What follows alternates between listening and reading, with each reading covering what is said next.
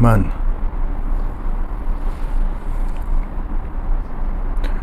توی دستشوی اتاق بیمارستان که مادرش بستری بود بهش تجاوز کردن و وقتی خانوادش اومدن برای عیادت مادر دختر، برای اینکه آبروش نره اونم.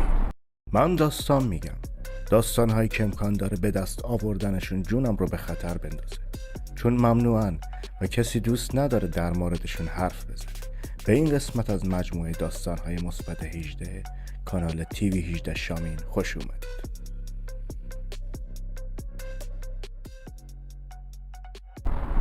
من نظافتچی بیمارستانم.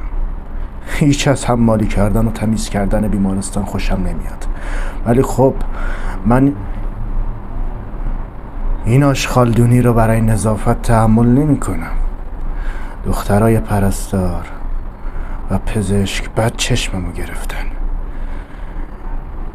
وقتی موقع مرگ بیمار ترسشون رو میبینم برام خیلی جذابه، یا اینکه وقتی خم میشن تا بیمار که غش کرده رو بلند کنن.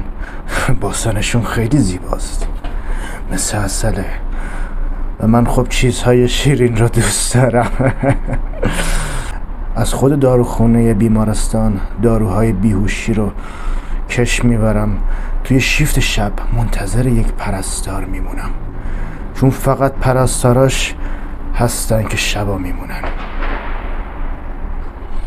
من منتظر یه فرصتم که دوربین نباشه، اونا رو بیهوش کنم و به انباری ببرم، یک حالی به خودم بدم. وقتی هم که کارم تموم شد اونا رو یک جایی بذارم که اصلا یادشون هم نیاد چه بلایی سرشون دیشب آوردم. هیچ چیز برام لذت بخشتر از این نیست یک دختر پرستار رو یک شب برای خودم کنم. اون شب همه با هم مشکوک شده بودن، چون هر بار یک کدومشون بیهوش می شدن و همه تعجب کرده بودن که چرا اینجوری شده. منتظر بودن که اگه خواستن آزمایش بدن از اونجا فرار کنم، چون اگه توی خونشون ماده بیهوشی پیدا کنن من لو میرم. من نمیخوام لو برم. این رازها باید پیش خودم بمونه.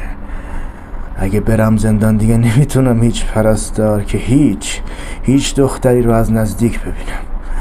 همش مردای زشت و ریخو و سیبیل کرافت رو میبینم. من مراقب بودم تا اینکه یکی از دکترها گفت اینا همه علائم کروناست و باعث بیهوش شدنتون میشه.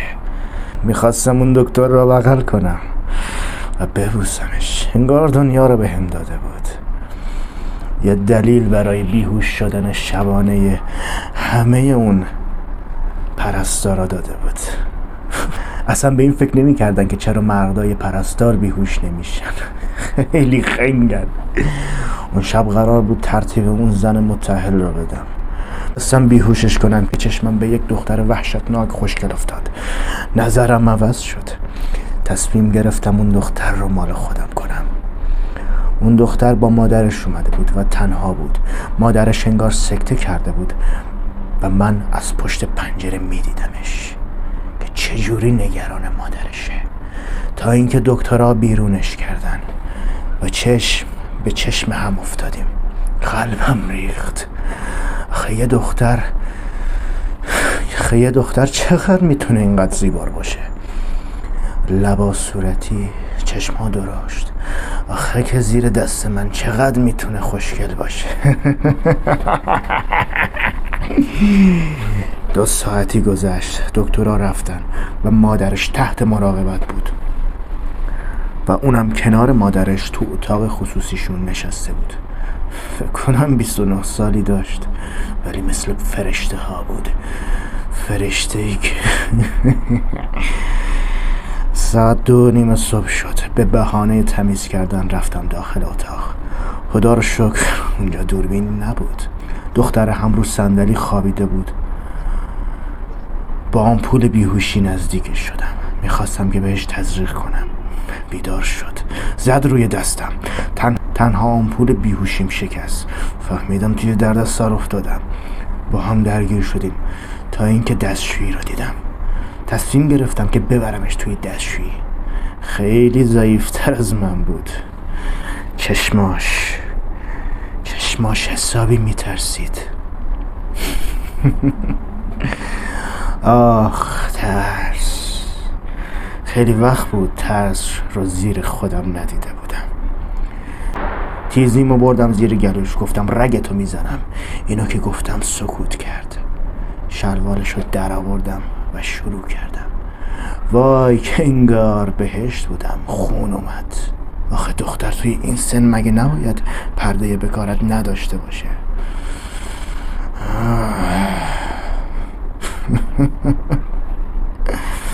چی بگم؟ صدای در شنیدم. عموها و برادراش اومده بودن. 20 دقیقه گذشته بود. اومده بودن که مادرش رو ببینن. میدونین از کجا خود فهمیدم که اونا عموها و برادرش بودن؟ چون میگفتن سوگل عمو. بعد هم یه پسر هم رو میکرد بهشون و میگفت سوگل کجای خواهر. اینجوری بود که فهمیدم اونا عموها و برادرشن. نمیدونم، هم ترسیده بودم هم نترسیده بودم، نمیدونم واقعا. دیدم آروم گرفته، به جای اینکه بیشتر بیقراری کنه آروم گرفته و یقه پیراهنم رو داره به سمت گوشم میکشه. توی گوشم میخواست یه چیزی بگه. دهنشو باز کرد. اگه اونا امشب بفهمن چه بلایی سرم آوردی در جا میکشنن. کارتو بکن و من از دستشویی میام بیرون و به هیچ کس هیچ چیزی نمیگم. از روش بلند شدم، در رو قفل کردم و دیدم بلند شده و صداشو بلند میکنه و میگه عمو دستشوییم. بعد دیدم سری خوابید رو زمین و انگار منتظر من بود. منتظر بود که واقعا باورم نمیشد. اون منو میخواست، منی که هیچ کس نمیخواستم. یه احساس عجیبی داشتم، انگار یه احساس دوست داشته شدن، نمیدونم. دیدم دوش حموم رو باز کرده، رومون آب میریخت. این کار رو برای این میکرد که اونا فکر کنن اومده همون و دلیل دیر اومدنش رو یه جورایی توجیه کنه. دختر خیلی شیطونی بود. کارم تموم شده. کارم تموم شد و باورم نمیشه. احساس میکردم بهش تجاوز نکردم، در واقع اشبازی کردم. منو گوشه ببخشید یکم احساساتی شدم. منو گوشه در برد و در رو باز کرد و گفت اون حوله منو میدی؟ برادر هر چی گشت پیدا نکرد. دختره هم گفت ای وای حتما تو اسنپ جا گذاشتم. ولش کن، با یه چیزی خودمو خوش میکنم. این جمله رو که گفت برگشت و بهم نگاه کرد. درم نیمه باز بود. در رو بست، لباساشو پوشید و گوشیمو گفت بدم بهش. گوشیمو دادم، شمارشو زد و گفت هر وقت بهت گفتم از اینجا بیا بیرون، سرشون رو گرم میکنم و بهت پیام میدم. همینجوری مات و مبهوت نگاهش میکردم. لباساشو پوشید و رفت و من هم یه لبخندی بهش زدم و